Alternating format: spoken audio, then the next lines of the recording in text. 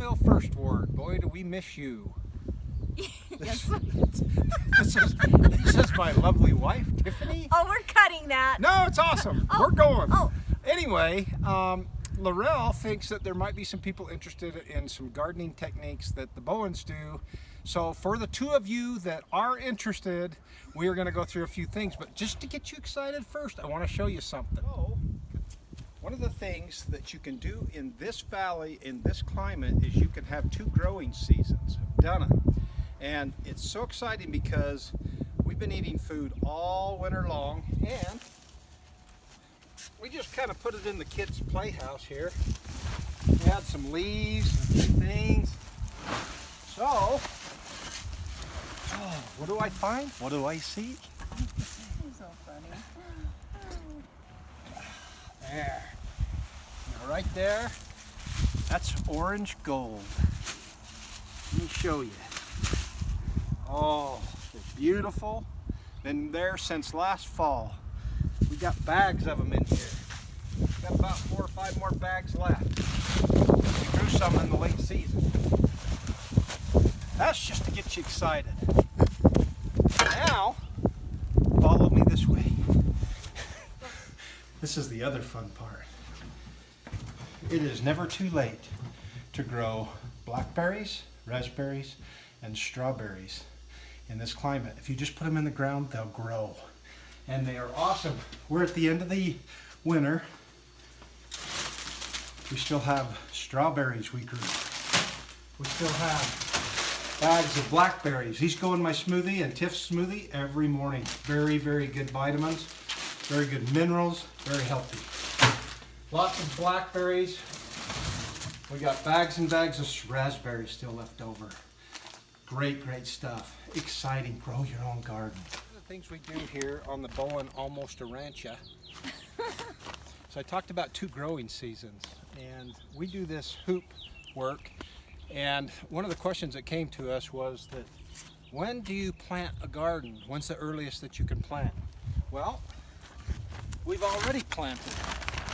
You can plant in March if you do the hoops. It's pretty simple. All this is a 1/2-inch piece of PVC pipe, and all it is stuck in the ground.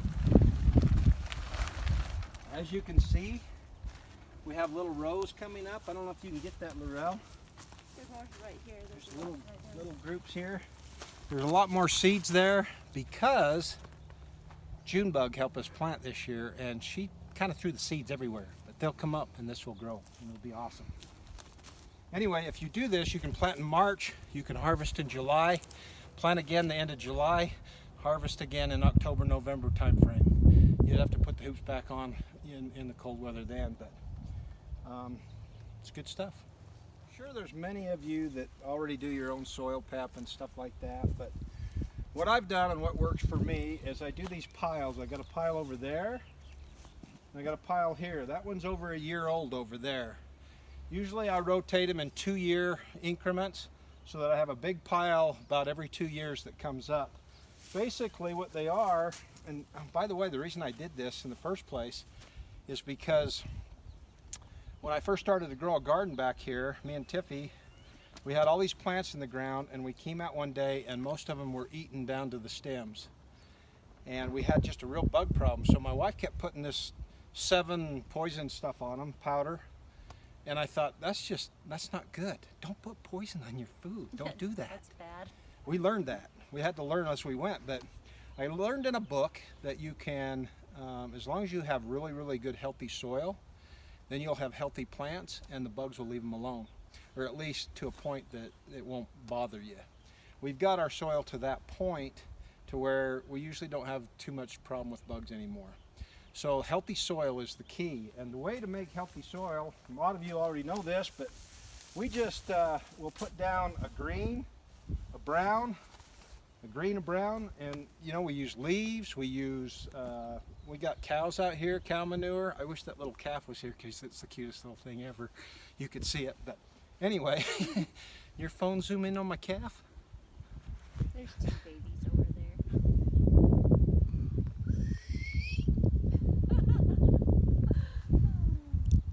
Okay.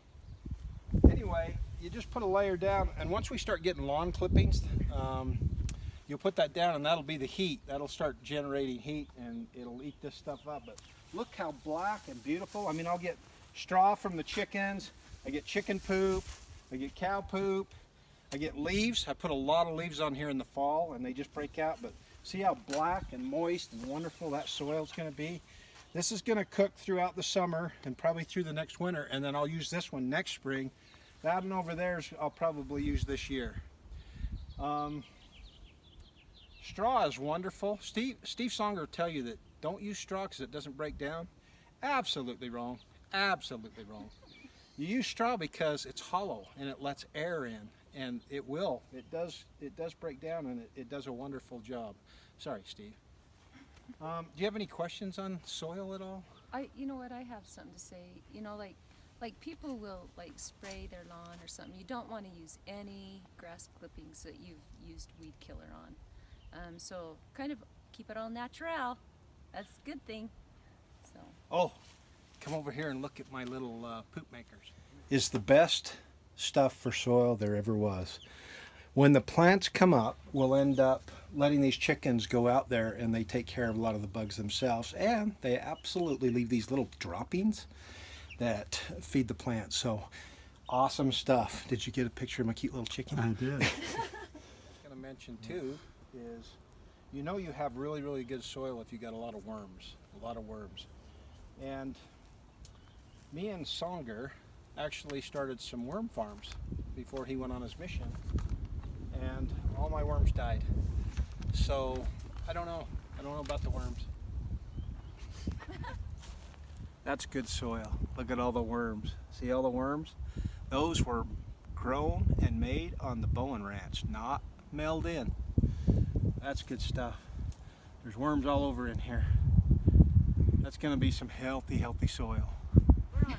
So a couple things that I wanted to share with you is, I wonder if they can hear you. okay, it's really important to know like your growing zone, and we here in the valley are like a zone 4. I know different places may be a little warmer. Anyway, so zone 4. That's because you don't want to buy a plant and then have it die on you. I will say though, and Dave Robinson brought this to my attention, that the blackberries that he bought, we told him to get, what kind were they? Triple Crown. We love those, and Apache, and they both have a zone 5, but we have had them in now for a couple years, and they're in the back, and they are so good. So give and take, you know, I think our season has been a little bit, you know, seasons are changing. Triple Crowns are that big. Oh, Big, they're bursty, juicy. they're so good, huh? Okay, so I'm going to just teach a little bit about seeds. Are you just hold on? And this is a continuation, so like when you're buying seeds, you can just go pick out any seeds, really. But I think the great self-reliance part of this whole garden thing is growing your plants and then harvesting your seeds.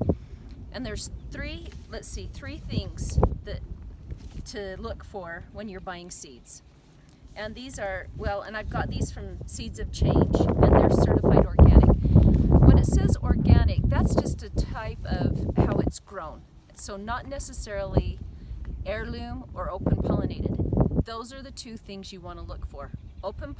So another one, non-hybrid, heirloom, and open pollinated. If it says that on the seeds, bonus, because we can show you in the fall how to gather seeds, and then you can just buy little packets. Yeah, right here. So, and then you can just. We do have piles of our own seeds on just about every plant too that we keep in the basement.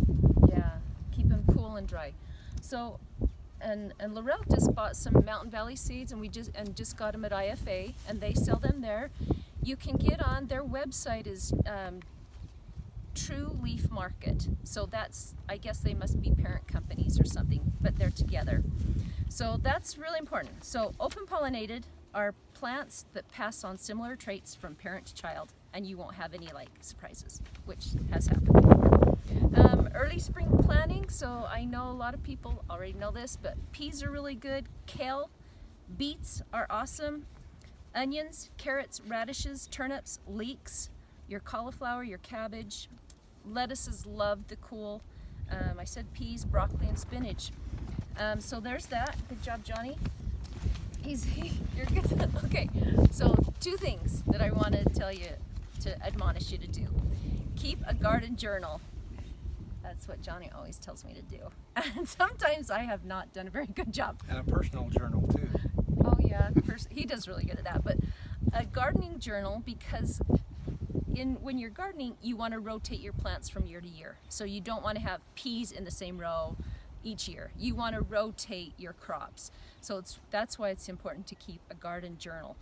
Plus, you can, maybe I like a certain plant or a certain vegetable better than others, and that's why you keep a garden journal. And then, what was my other thing? Oh, label your seeds. Like, write down, if you're putting them, like starting them, you want to make sure you label them with a little popsicle stick. I think that's an important thing to do. Then just have fun gardening with your fun friends. We love you. Yeah. We hope you're safe and we hope you're healthy. And till next time, Yeah. the 2 of you watching this, have a good time. Yeah, grow your own food.